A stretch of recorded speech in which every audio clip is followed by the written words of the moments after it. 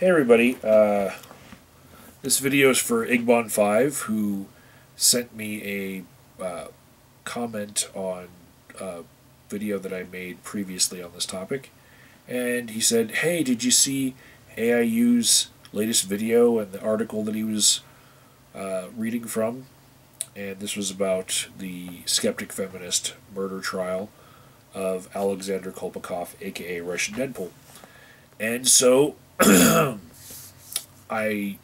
so thank you, Igbon5, for sending me that. And I just watched AIU's video and read the article. And I imagine, Igbon, you want my thoughts on this. It's great to have more information. The information that I feel like kind of raised my brow a little bit was there were three things, and two of them had to do with the shots fired and the time in between them. Okay, the first part about that is the prosecutor's argument that I think AIU is smart enough to see through, but didn't choose to in this video. The whole argument that this is premeditated murder because there was at least 3 minutes and 40-odd seconds between the first shot and the second two shots, right? And, I don't know. I'm just a registered psychotherapist in the same state that this happened, but, I could easily make the argument that somebody who just shot someone might be even less likely to make rational decisions after something as traumatic as shooting someone 3 minutes and 40-odd seconds after that. You actually might have more of a panic attack and be less likely to make rational decisions. And this is weird. This is not like a crime of passion where somebody came home and found their girlfriend cheating on them, where they only have like a minute or so of play, and we're in Texas, and there's that whole loophole that, you catch your wife cheating on you, you can shoot her in that first minute and get away with murder because it's a crime of passion. That's not what we're talking about here. There was arguing that happened before that and yelling that happened before that, that happened. And so that he would make the argument that minutes after shooting her, he had a couple more minutes to think about it. I'm like, well, a couple more minutes of shouting happened before the first shot, So, yeah, I don't see where the prosecutor is getting at, other than he's trying to make an impassioned plea that we should not let Alexander Kolpakov create a foundation for a defense that he might be not guilty by reason of temporary insanity, And so we're in this point where the case isn't so much about the truth as it is what the prosecutor can prove, because he's looking for the big chicken dinner of a conviction, right? So, yeah, I was a little disappointed that AIU ran with the whole, he had time to think about what he was doing, because 3 minutes and 40 seconds after shooting someone, there's no telling what's going through someone's head. I've seen cases where somebody, say, hit somebody with their car and then freaked out about, like, oh, holy shit, I'm going to get sued, I'm going to lose my life and everything, and then decided to kill the person and try to hide the body. Something that they would never decide to do prior to having initially hit somebody and then been in the shock of the moment. And then they decided to make even worse decisions based on what the legal ramifications would be if they got caught. I've seen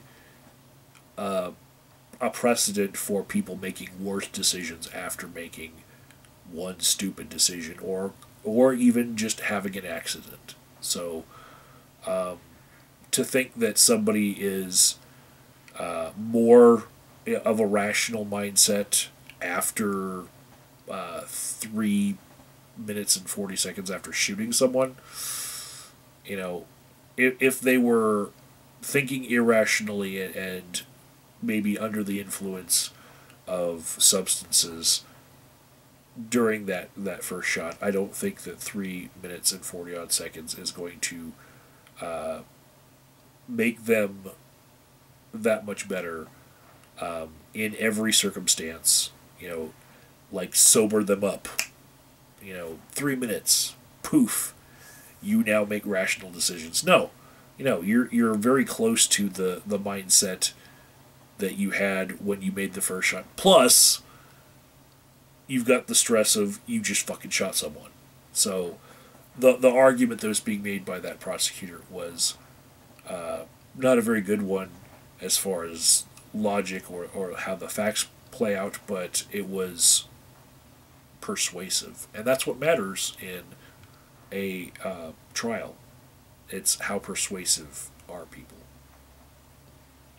So that's one thing. Then, as far as the length of time between the shots, I'm having a hard time accepting two different scenarios now that I'm aware that 3 bullets hit Heather Annable, the first one, and then the other two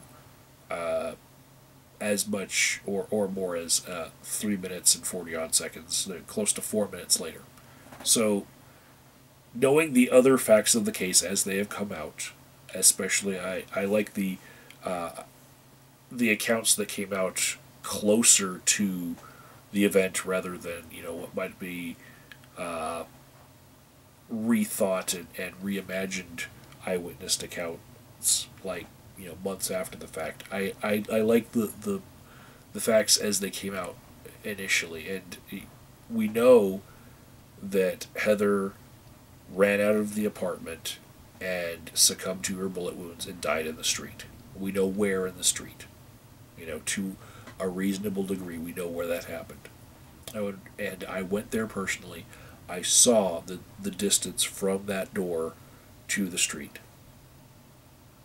And I also looked at the street for distress marks to try to find where it was that Heather died. And I can tell you that there were no distress marks as far as bullet holes in the asphalt. I was looking for things like that to tell me exactly where it happened. And I did not find bullet holes. And we know that there were some high-caliber handguns in the house. We saw them being waved around in his videos. We're not dealing with like a little pea shooter here, right? So I don't really buy that it would have been one gunshot and then 4 minutes later he followed her outside to the street where she had fallen because of the first gunshot to her chest, and then he decided to shoot her 2 more times, and both bullets did not make it through her body, and they did not make a mark in the asphalt. I don't buy that version of events at all. So how was there that much time in between the shots? Well, could it have been that he shot Heather once, and then she was kind of in shock, and then she started yelling back at him, or maybe she was in shock and didn't feel like she could run because she wasn't,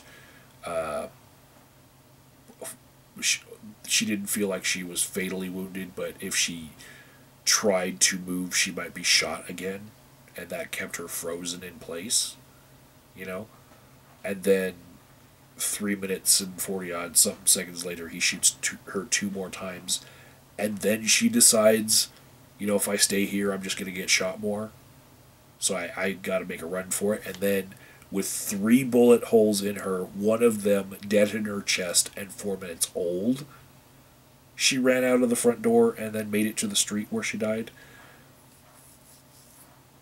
even that doesn't really make as much sense as even the first scenario, because, maybe the bullets got caught by her bones and flesh and didn't make it through her body into the street. You know, in the end, which of these version of the events really happened, I don't know, but we're not going to learn the exact truth. We're going to learn what the prosecutor was able to prove, right?